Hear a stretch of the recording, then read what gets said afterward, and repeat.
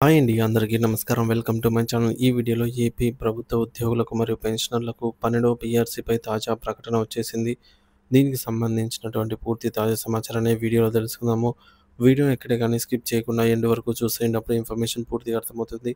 అలాగే వీడియో చూస్తున్న ప్రతి ఒక్కరు వీడియోకి లైక్ చేయండి ఫ్రెండ్స్. ఈ వీడియోని తోటి ఉద్యోగ, పెన్షన్ మిత్రులతో అయితే షేర్ చేయండి. కొత్తగా మన ఛానల్‌ని చూస్తున్న వారు ఇంకా ఎవరైనా సబ్స్క్రైబ్ చేసుకున్నట్లయితే వెంటనే మన ఛానల్‌ని సబ్స్క్రైబ్ చేసుకోండి. దీని ద్వారా నేను చేసే లేటెస్ట్ వీడియోస్ అన్నీ మీ వరకు రీచ్ అవుతాయి. ఇక ఆలస్యం చేయకుండా వివరాల్లోకి అయితే వెళ్ళిపోదాము. ఫ్రెండ్స్, ఇక విషయానికి వచ్చినట్లయితే 12వ పీఆర్సీని తక్షణం ఏర్పాటు చేయండి. ప్రభుత్వానికి ఏపీ ఎన్‌జీఓ సంఘం విజ్ఞప్తి. పెండింగ్ డీఏలు, ఆర్థిక ప్రయోజనాలపై కొత్త ప్రభుత్వం దృష్టి సారించాలి. ఏపీ ఎన్‌జీఓ రాష్ట్ర అధ్యక్షులు బొప్పరాజు విద్యాసాగర్ డిమాండ్.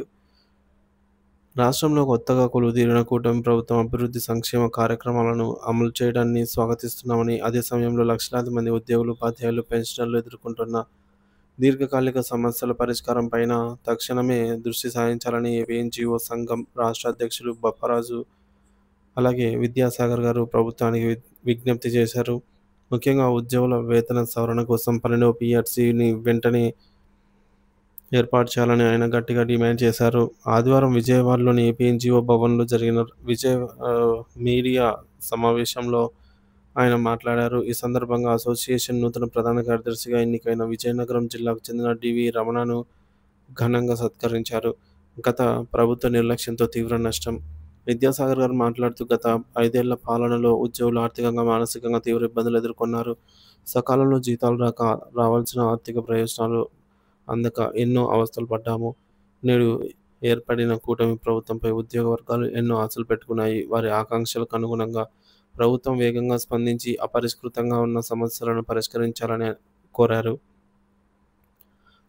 ప్రభుత్వం అధికారంలోకి వచ్చిన వెంటనే 1వ తేదీన జీతాలు చెల్లించడం, పెండింగ్‌లో ఉన్న సుమారు 30,000 కోట్లను ఆర్థిక ప్రయోజనాలలో భాగంగా 7,500 కోట్లను విడుదల చేయడం ఉద్యోగులు కొంత ఊరట కలిగించిందని విద్యాసాగర్ గారు పేర్కొన్నారు. ఇందుకు ముఖ్యమంత్రి శ్రీ నారా చంద్రబాబు నాయుడు గారికి, ప్రభుత్వానికి ఆయన ధన్యవాదాలు తెలిపారు. అయితే ఇది కేవలం ఆరంభం మాత్రమేనని, పరిష్కరించాల్సిన ప్రధాన సమస్యలు ఇంకా అనేకం ఉన్నాయని అయితే గుర్తు చేశారు. ప్రధాన డిమాండ్లు, స్పష్టమైన కార్యాచరణ అవసరం.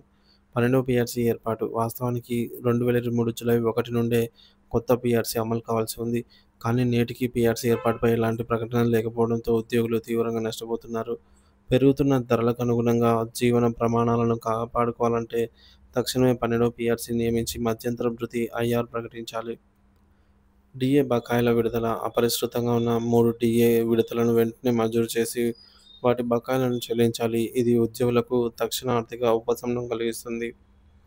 ఈహెచ్ఎస్ కార్డులు పటిష్టం. ప్రతి నెల ఉద్యోగుల జీతాల నుండి కోట్లాది రూపాయలు హెల్త్ స్కీమ్ కోసం మినహాయిస్తున్నారు. కానీ ఆ నగదును సకాలంలో నెట్వర్క్ హాస్పిటల్స్‌కు జమ చేయకపోవడంతో ఉద్యోగులకు అత్యవసర సమయాల్లో వైద్యం అందటం లేదు. ఈ బకాయిలను వెంటనే చెల్లించి ఈహెచ్ఎస్ పథకాన్ని పటిష్టంగా అమలు చేయాలి. సచివాలయ ఉద్యోగుల బదిలీలు. గ్రామ, వార్డు సచివాలయ ఉద్యోగులకు వారు నివాసం ఉంటున్న సొంత మండలాల్లో పనిచేసే అవకాశాన్ని కలిగించాలి. స్థానికేతరులను నియమించడం వలన వారు ఎదుర్కొంటున్న ఇబ్బందులను ప్రభుత్వం మానవతా దృక్పథంతో అర్థం చేసుకోవాలి. సిపిఎస్ రద్దు. గత ప్రభుత్వం ఇచ్చిన హామీ మేరకు కాంట్రిబ్యూటరీ పెన్షన్ స్కీమ్ సిపిఎస్ని రద్దు చేసి పాత పెన్షన్ విధానం ఓపీఎస్ విధానాన్ని పునరుద్ధరించడంపై కొత్త ప్రభుత్వం స్పష్టమైన విధానాన్ని ప్రకటించాలి. నూతన ప్రధాన కార్యదర్శి డివి రమణ మాట్లాడుతూ రాష్ట్ర నాయకత్వం అప్పగించిన బాధ్యతలను చిత్తశుద్ధితో నిర్వహిస్తానని, ఉద్యోగుల ఐక్యత కోసం, హక్కుల సాధన కోసం నిరంతరం కృషి చేస్తానని తెలిపారు. ఈ సమావేశంలో సంఘం నాయకులు, కార్యదర్శులు, కార్యకర్తలు పెద్ద సంఖ్యలోనే పాల్గొన్నారు. ఉద్యోగుల సమస్యల పరిష్కారానికి ప్రభుత్వం వెంటనే చర్యలు ప్రారంభించాలని, లేని పక్షంలో భవిష్యత్ కార్యాచరణను ప్రకటిస్తామని వారు స్పష్టం చేశారు.